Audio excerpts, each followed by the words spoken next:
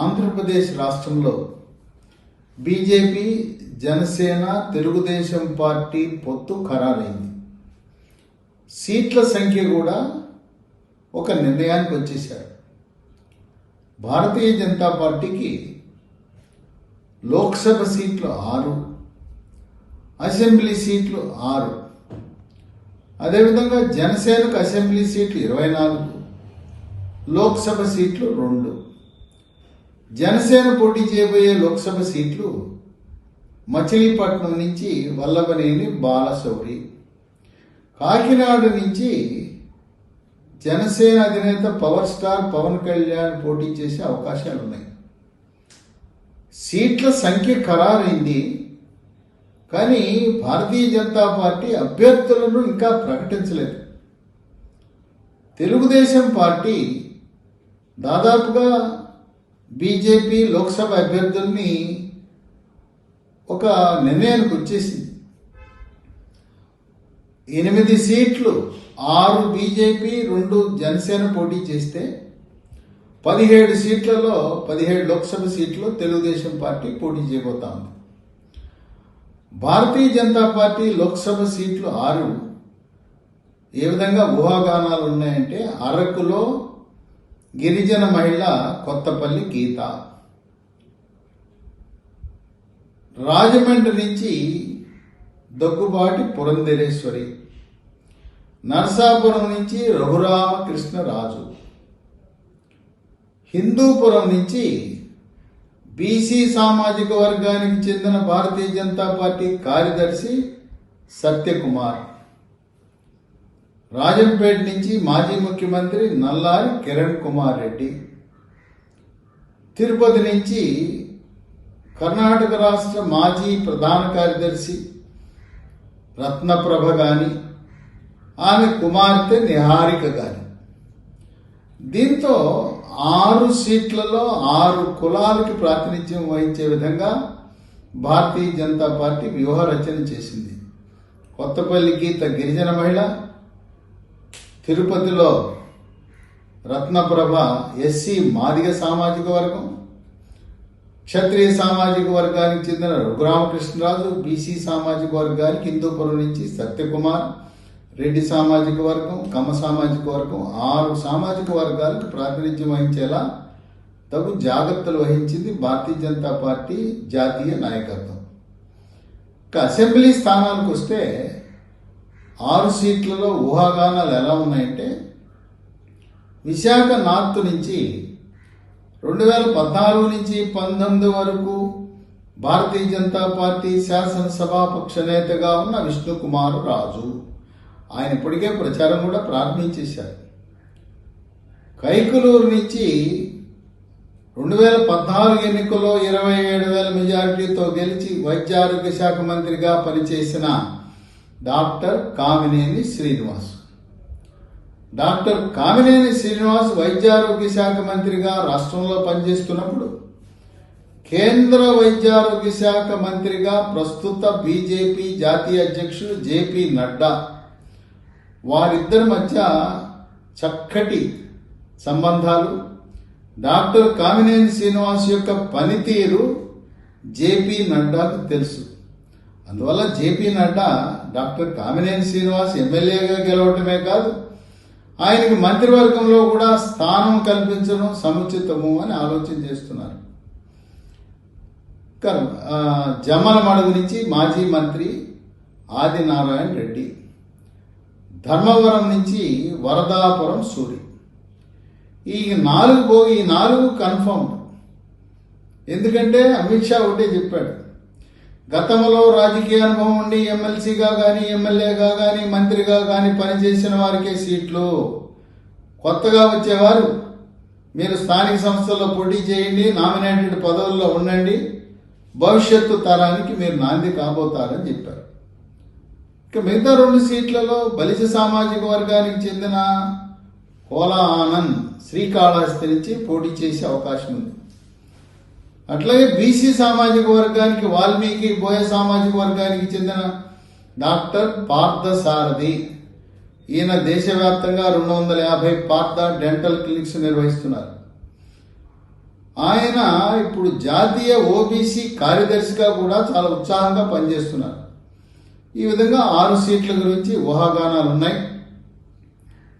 ఇక తెలుగుదేశం పార్టీ వాళ్ళు 17 సీట్లకు కూడా ఒక నిర్ణయానికి వచ్చారు. ఆ 17 సీట్లు అధికారికంగా ప్రకటించకపోయినా చంద్రబాబు నాయుడు జాబితా సిద్ధం చేసుకున్నారు. 17 లేదా 18న జనసేన, తెలుగుదేశం, భారతీయ జనతా పార్టీ కూటమి చిలకలూరుపేటలో ఒక పెద్ద గ్రాండ్ మహాసభను పెట్టి దానికి ప్రధానమంత్రి మోదీని ఆహ్వానించాలనే వ్యూహరచన చేస్తున్నారు. ఇక తెలుగుదేశం పార్టీ ఎంపీలుగా ఆశావహులు ఎవరికైతే వచ్చే అవకాశాలు ఉన్నాయంటే, 1 శ్రీకాకుళం రామ్మోహన్ నాయుడు, 2 విజయనగరం చంద్రశేఖరరావు, 3 విశాఖ భరత్ గతంలో 2019 ఎన్నికల్లో కేవలం 2000తోనే ఓడిపోయాడు. 2000 ఓట్లు తేడా. 4 అనకాపల్లిలో బైరా దిలీప్. ఇక 5 అమలాపురం గంటి హరీష్, ఈయన బాలయోగి కుమారుడు. 6 ఏలూరు భాష్యం రామకృష్ణ. ఇక 7 విజయవాడ కేసినేని చిన్ని. 8 గుంటూరు పెమ్మసాని చంద్రశేఖర్. 9 నరసరావుపేట లావు కృష్ణదేవరాయలు. 10 బాపట్ల డాక్టర్ ఉండవల్లి శ్రీదేవి. ఆమె గతంలో తాడికొండ నియోజకవర్గానికి శాసనసభ్యురాలుగా పనిచేశారు. 11 ఒంగోలు మాగుంట రాఘవరెడ్డి, ఈయన మాగుంట శ్రీనివాసరెడ్డి కుమారుడు. 12 నెల్లూరు వేమిరెడ్డి ప్రభాకర్ రెడ్డి. 13 చిత్తూరు ఐఆర్ఎస్ అధికారిగా ఉండి రాజీనామా చేసి వస్తున్న ప్రసాదరావు. 14 అనంతపురం బీకే పార్థసారథి. 15 నంద్యాల బైరెడ్డి రాజశేఖర్ రెడ్డి కుమార్తె డాక్టర్ బైరెడ్డి శబరి. ఈయన వైద్యురాలుగా ఆ నంద్యాల పార్లమెంటు పరిధిలో అనేకమైన వైద్య శిబిరాలు నిర్వహించారు. 16 కడప వైఎస్ వివేకానందరెడ్డి భార్య సౌభాగ్యమ్మ రంగంలో దిగే అవకాశం ఉంది. ఇంకా కర్నూలుకు మాత్రం ఇంకా చంద్రబాబు నాయుడు ఒక నిర్ణయానికి రాలేదు.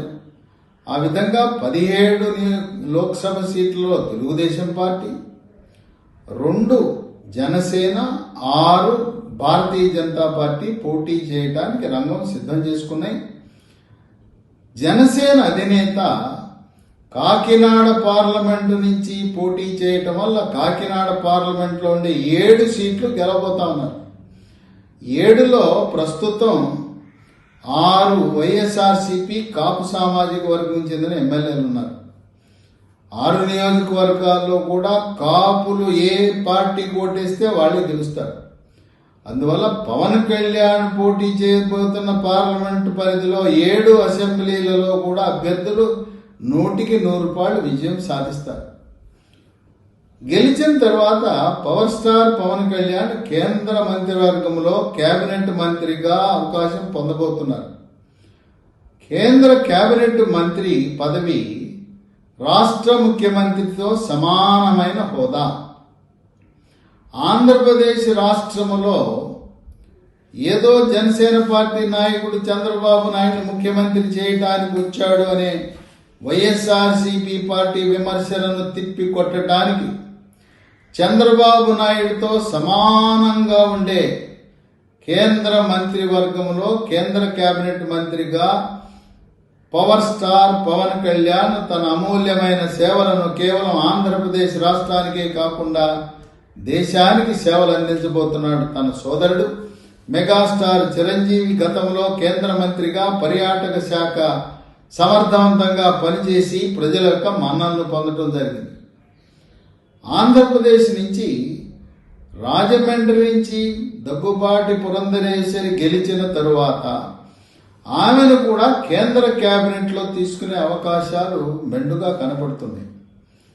తెలుగుదేశం పార్టీ నుంచి ఇప్పటికే 2014, 2019లో విజయం సాధించి మళ్ళీ మూడవసారి హ్యాట్రిక్ కొట్టబోతున్న కింజరపు రామ్మోహన్ నాయుడు, ఎర్రమనాయుడు కుమారుడు. ఎర్రమనాయుడు ఆనాడు గ్రామీణాభివృద్ధి శాఖగా కేంద్ర మంత్రిగా పనిచేసిన అనుభవం ఉంది కనుక రాజకీయ వారసత్వం ఉంది. కింజరపు రామ్మోహన్ నాయుడు తెలుగుదేశం పార్టీ తరఫున కేంద్ర మంత్రివర్గంలో స్థానం పొందబోతున్నాడు. ఈ పొత్తు వల్ల ఆంధ్రప్రదేశ్ రాష్ట్రం నుంచి కేంద్ర కేబినెట్లో 3 స్థానాలు మనకు లభించబోతున్నాయి. రాష్ట్ర ప్రయోజనాల దృష్ట్యా కేంద్రంలో ఎట్టి పరిస్థితుల్లో ప్రధానమంత్రిగా మూడవసారి మోదీ ఆ గద్దెను అలంకరించబోతున్న తరుణంలో, కష్టకాలంలో, ఆర్థిక సంక్షోభంలో ఉన్న ఆంధ్రప్రదేశ్ రాష్ట్రాన్ని ఆదుకోవడానికి ఈ పొత్తు ఏర్పాటు చేయడం జరిగింది. ఈ పొత్తు భాగస్వాములు ముగ్గురు కూడా అమరావతిని రాజధానిగా కోరుకుంటున్నారు. సంవత్సర కాలం లోపే పోలవరం ప్రాజెక్టుని పూర్తి చేయాలని, బందర్ పోర్టు నిర్మాణం పూర్తి చేయాలని, అలాగే విశాఖపట్నంలో రైల్వే జోన్, ఇప్పుడు కేంద్ర ప్రభుత్వం రైల్వే జోను నిధులు కేటాయించిన 52 ఎకరాల భూమిని రైల్వే శాఖకు అప్పగించడంలో మేనమేషాలు లెక్కించి వైఎస్ఆర్సీపీ ప్రభుత్వం భూమి రైల్వే శాఖకు అప్పగించని కారణం వల్ల ఈ రోజున అక్కడ పనులు ప్రారంభం కాలేదు, నిధులున్నాయి. విశాఖలో రైల్వే జోన్ అనేది ఒక 2 సంవత్సరాల్లో నిర్మాణం పూర్తయి అక్కడ ఆ ప్రజల సౌకర్యార్థము ఆ రైల్వే జోన్ ఉపయోగపడబోతా ఉంది. విశాఖ ఉక్కు ఫ్యాక్టరీని ప్రైవేటు పరము చేయకుండా ఆంధ్రప్రదేశ్ రాష్ట్ర ప్రభుత్వం కొనుగోలు చేసి దానికి కేంద్ర ప్రభుత్వం ఒక బొగ్గు గని, ఒక ముడి ఇనుప గనిని కేటాయించడం ద్వారా సొంత బొగ్గు గని, సొంత ఇనుప ఖనిజ గని ఉంటే లాభాల బాట పట్టనున్నది విశాఖ ఉక్కు. ఆ విధంగా రాష్ట్ర ప్రభుత్వ అధీనములో విశాఖ ఉక్కును నిర్వహించి ప్రైవేటు వ్యక్తులు రంగ ప్రవేశము చేయకుండా కేంద్ర ప్రభుత్వం తదనుగుణంగా చర్యలు తీసుకోబోతాం. ఈ మహాకూటమి పోటీ చేస్తే 25 లోక్సభ సీట్లలో 24 సీట్లు బీజేపీ, జనసేన, తెలుగుదేశం పార్టీ కైవసం చేసుకోబోతున్నాయని సర్వేలు వెల్లడిస్తున్నాయి.